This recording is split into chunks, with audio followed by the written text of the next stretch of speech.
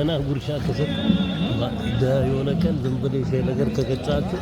አሪፍ አድርጎ